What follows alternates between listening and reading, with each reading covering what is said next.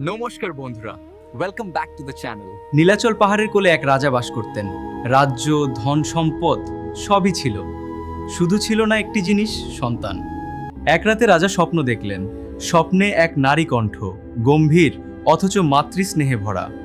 নীলাচল পাহাড়ে যাও, যেখানে রক্তধারা নামে সেখানেই আমার ঘর বানাও।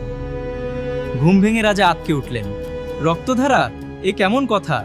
স্বপ্নের ডাক উপেক্ষা করতে পারলেন না। পরদিন সৈন্য সামন্ত নিয়ে পাহাড়ে খোঁজে বেরোলেন। অনেক ঘোরাঘুরির পর হঠাৎই দেখা গেল পাহাড়ের গা বেয়ে লালচে জলধারা বয়ে চলেছে। রাজা বুঝে গেলেন এটাই সেই জায়গা। সেখানেই মন্দির বানানোর আদেশ দিলেন তিনি। কিন্তু ঠিক তখনই আবার শোনা গেল সেই কণ্ঠ, একটা শর্ত আছে, আমার ঘরে কোনো মূর্তি থাকবে না। রাজা মাথা নত করে শর্ত মেনে নিলেন। মন্দির বানানোর কাজ শুরু হলো। রাজমিস্ত্রি, শ্রমিক সবাই ব্যস্ত। কাজ দেখতে দেখতে এক রাজমিস্ত্রি হেসে বলে উঠল, মূর্তি ছাড়া আবার মন্দির হয় নাকি? কথাটা শেষ হতেই হঠাৎ বাতাস থেমে গেল। চারপাশ অদ্ভুতভাবে নিস্তব্ধ।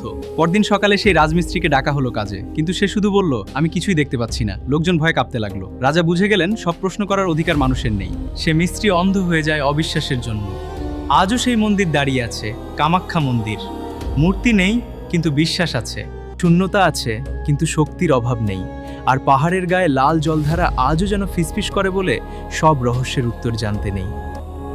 ভিডিওটি ভালো লাগলে মন্দিরের সার্বিক উন্নয়নের জন্য সাবস্ক্রাইব এবং লাইক করুন।